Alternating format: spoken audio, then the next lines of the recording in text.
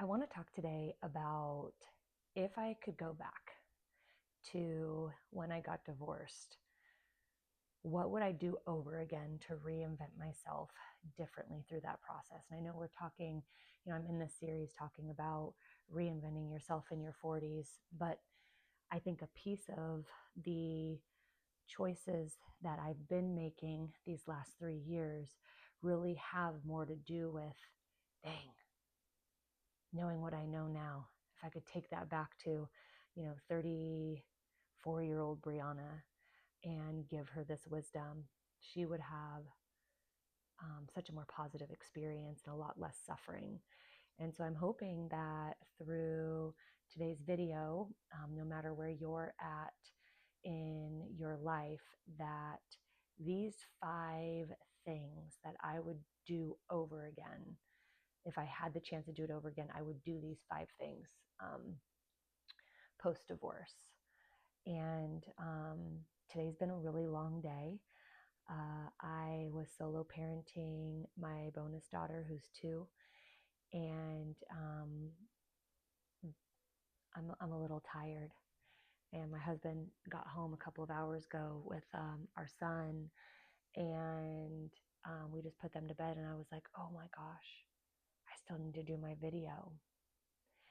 But the funny thing is I wasn't like, oh, because I'm really starting to find this rhythm and I'm really enjoying what I'm learning about myself, and I'm really enjoying sharing my own wisdom. And this is really stretching me in ways that I'm not even sure I have a full capacity to put words to. So as I continue this, I can't wait to do that. I did make some turmeric and ginger tea um, to just wind myself down so that I can go enjoy a little bit of time, because I don't know about y'all, but your girl is an early bird. I like to be in bed by 9. So when I work till 10, I'm already walking in like a zombie and like putting my head on the pillow and falling straight to sleep. Um, so yeah. Okay. Well, if you don't know me, my name is Brianna. I am first and foremost a 20 plus year licensed clinical psychotherapist, but I am gifted way beyond just that licensure. I consider myself a multifaceted mentor. I coach 6 and 7 figure CEOs, entrepreneurs, and business owners who are very successful in their business but are struggling in their personal life to help bridge that gap so that their life is very reflective of success in both their personal and professional life. I'm a speaker, I'm an author, I'm also a stylist. Um, and today I'm going to be talking about the 5 things that if I could do things over again post divorce, um, I would do them based on what I know now as I'm reinventing myself in my 40s. And first and foremost, I would tell Brianna of the past that she needs to come back to her relationship with God. And whatever religion you follow, whatever spiritual practice you have, I do not have judgment. I do not have an agenda other than to just share my testimony and share how powerful my God is. And I really encourage you, no matter where you're at in your faith walk, to maybe just become a little open, become a little curious, become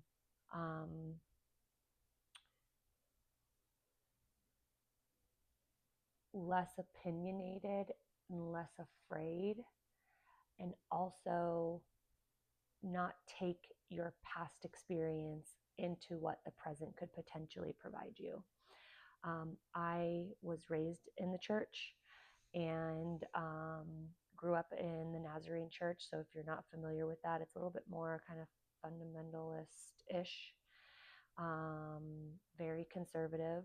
And I was going as far as being a part of a lay witness mission team when I was in my teens.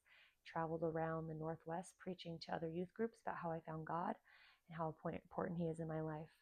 Um, I look back at that now, and it created a lot of internal perfectionism, a lot of internal performance, and And I don't feel like I was given the right guidance to really talk about the issues that you struggle with as a teen when it comes to sex and lust and, even your pride and ego and fear and all these other things.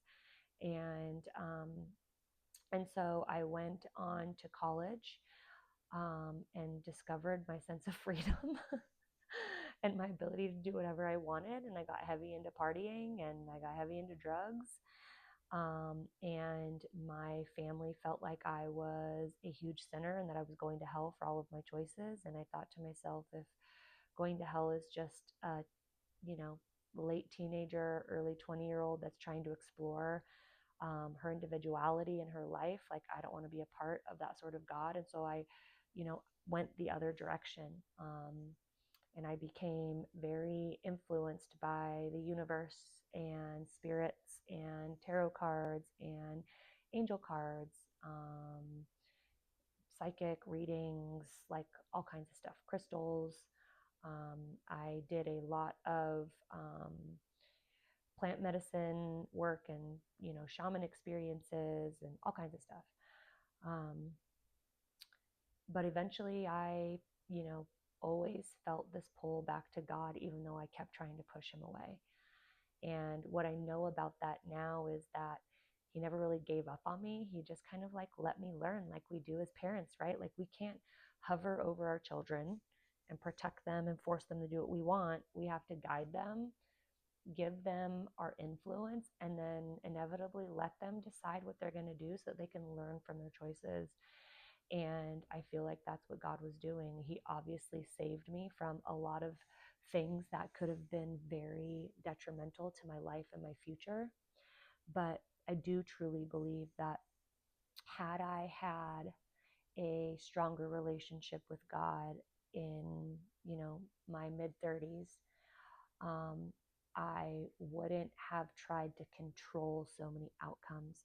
And I wouldn't have led a lot of my decisions back then by fear, because I would have had a deeper sense of faith and a deeper belief in what God promises, which is that He is going to blow our mind beyond what we can comprehend, and that He loves us and that we're never alone, and that what we want, He wants, um, and all of those things. So that would be my first thing, is I would definitely um, redevelop, redefine, discover my relationship with God. And if you're someone who is struggling with your faith, if you've had church hurt like I have, if you've had religious trauma, um, I want to talk about that someday on an episode, because I have actually a really crazy story. I believe is a crazy story, but I want to make sure this thing's on. It is. Um, but there's a book called The Illuminata, A Return to Prayer by Marianne Williamson. And this book was suggested to me in 2020. I was it was like right before, yeah, like right when COVID was hitting. And it really helped me to see the point of God in our life and who God is to me and who God wants to be to me. And it's such an easy read. She's a beautiful author, and I would highly recommend that book, because it really opened the door for me to allow God in a way that felt safe. And, I creaked that door open. It was not like flung wide open and like, there I went. I mean, that was the, 2019, 2020 was the start of my redefinition of my faith. But I mean, I got baptized almost 3 years ago now. So like, no, wait, that doesn't make sense. I got baptized. That was in 2020, 21, 22. Yeah. Sorry, because we're in 2026. So 2023. Yeah. So it took about 3 more years of me walking through my faith walk to even get to a place where I truly desired to have a relationship with God. So anyways, Illuminata, The Return to Prayer, Marianne Williamson, such a great book. I can put it in the notes. My second thing that I would do is I'm looking at my notes. I would definitely stay single for a full 365 days or longer if I was having like thoughts of men or still being boy crazy about needing to be in a relationship.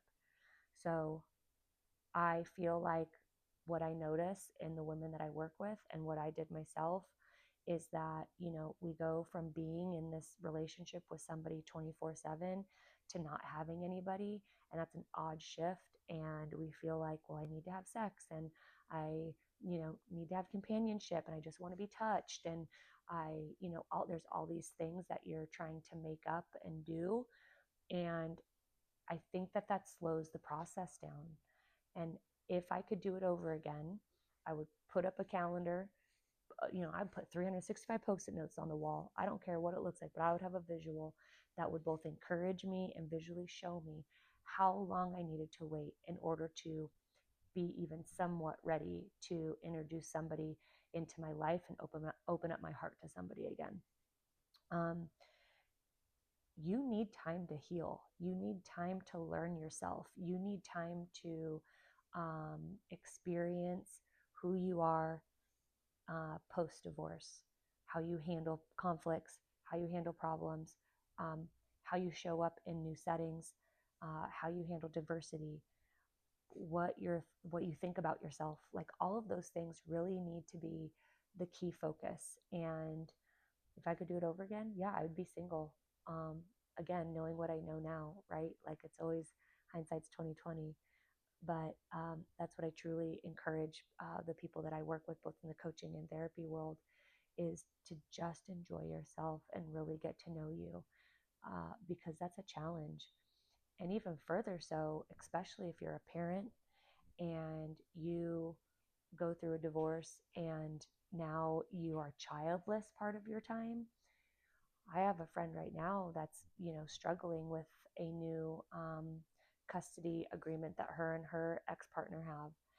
And, when you have identified as the one who solves all your children's problems and you want to make sure they're okay, when they're not okay, you're worried and you're guilt ridden, like all of that plays a part in how you navigate your life. And you have to be able to find yourself in that again.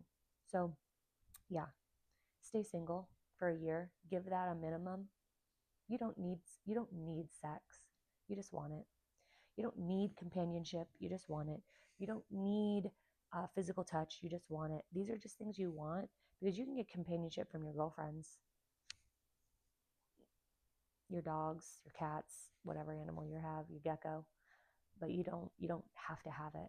So remember that trying to move on too quickly, it is going to just slow down your progress of really figuring out who you are as a new unlabeled human being.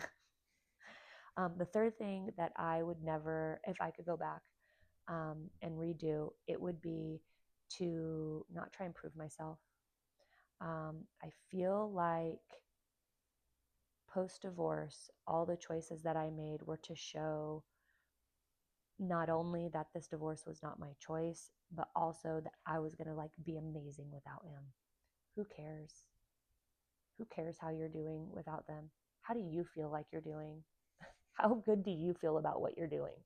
Like literally, I think that we go through this phase where we're angry, right? Like we're angry. It's not what we expected. It's not what we wanted. I'm gonna take a sip of this. That's so yummy. Um, we're not in a situation we wanted. We're not in a situation we expected. We didn't sign up for this. And so we focus on all these ways of like wanting to like make sure they know that what they did is not okay, or that we're good and we can handle it, and all these other things. I tried to prove it to my friends that I was good, I was independent, I didn't need their help. Like there was a lot of like proving. I think that's very immature, um and it's unnecessary because you truly don't have anything to prove. um you just got to be compassionate to yourself. Allow the messy parts to come alive so you can get to know those parts of you in a different way. Allow the imperfections to show themselves. Allow the parts that have been dormant because um, you were too busy or too distracted to even notice that they were there, because all of those things are going to show up, whether they happen in that first year of spending time with yourself and getting to know yourself again, or 2 or 3 years later. If you've stayed distracted, they're still going to show up at some point in your life. um, and I think it's okay to like kind of be all over the place. I remember that had kind of been showing a good bit of my transition post divorce, and some of it was hard. Some days were harder than others, but the problem was is that part of that was hard because I had already introduced somebody else into my life, and that was not a healthy relationship. And so what was going on with that was making it harder. And I remember my cousin saying, calling me to check in, and he was like, I can't watch your social media stuff anymore. Like, it's making me too sad to see like how bad you're doing. And I'd be like, I'm not doing that bad. Like, I don't know what you're talking about. I mean, I was all over the place. Again, just stay single for a year post divorce. I'm telling you, it'll be the best decision you ever made. Spend some of your alimony money on traveling. Spend some of your alimony money on like a great therapist or an amazing coach. Spend your alimony money on like a new hobby, and then just focus on yourself and your children if you have them. Because you don't need to prove yourself. You don't need to, um, there's nothing to prove. Like, you know what you're capable of, and God has a plan. Those are the two foundations to focus on. Okay, the fourth one would be I financially, I played myself when we got a home together, and that's on me. But what was really sad was that um, you know he he built the house, I made the home. As women always make the home. um, and he did not want me to have any part of that. And so I had to really fight to get a little piece, so that I could start over. And if I could go back again, and redo what I could do with that money, I would have invested at least 50% of it into something right away, whether that was a Roth, um, 401k, high yield savings account, Bitcoin. Like, I would have invested it. Um, Instead, one of my friends was very kind to relabel it as healing money. And I used it for a year to help me heal. And I did a lot of really cool things, but I also did a lot of stupid things. And I, tried to earn love with this relationship by taking us on trips that like he was talking to other women on while we were on them. And, I would pay for dinners all the time. And I just was not financially smart. And I would do that differently. Um, that part I regret big time because it would have postured me differently for a lot of reasons. But it's neither here nor there. I'm just sharing my wisdom with you so that you don't make the same mistake as me. Because I oftentimes will tell people, like, it took me 8 years to figure all these things out. I don't want to take you that long. I want you to figure this out now so you don't have to suffer as long, and you can find that you have a way out and you have the capability to create a beautiful life. The last one is that if I could do it over again, I would start working right away, and I would do whatever. I would have worked 2 or 3 jobs. I mean, I was dating somebody, yes, but I was single. I could have worked 2 different jobs. I could have worked like a waitress job, and I could have worked at like a boutique or something. Like, I should and could have, and I wish I would have put my pride and my ego aside, um, because again, I was trying to prove everybody that I was like creating this successful private practice and that I left for a reason and it was all for good, instead of just getting a job.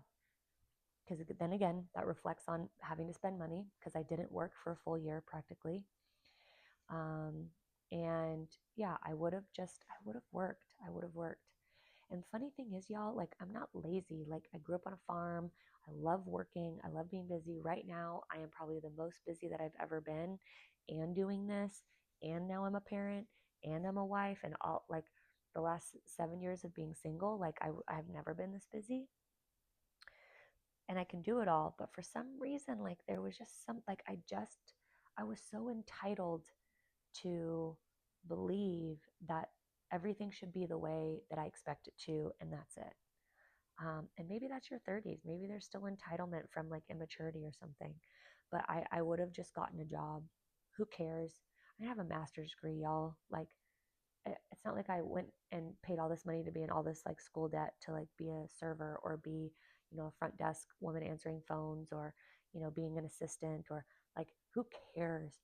Just go find a job and get some purpose back into your life where you feel like you're contributing to your life in some way because it's not permanent. So that would be it. I would start working right away. Um, so yeah, those are my five. And obviously, I wouldn't do anything different because I had to have this path to rediscover who I am. I had to have this path to have anxiety so I could help more people with anxiety. I had to have this path in order to understand relationships better so that I could help relationships. I had to have this path in order to really understand who Jesus is and, who he is in my life. I had to have this path in order to finally wake up and realize how important it is to budget my money and look at it differently. But I don't want you to have this path. So you can take my path and instead of taking like a, 7 or 8 day road trip, maybe you could just take like a weekend trip and then take these things into account so that you can come back home and not be out and about driving forever. So yeah, I think this one's short and sweet, not too deep, um, but I hope it was helpful. So I will see you tomorrow for guess what? Tomorrow's my 20th video, y'all. Oh my gosh, I'm so excited. I'm almost a quarter of a way through this. Time has flown. And I'm starting to get like comments from some of you. I have 81 subscribers now. That's really cool because that wasn't a piece of this. Like I just really wanted to share my life, share my wisdom, and connect to y'all. So I'll see you tomorrow. Good night.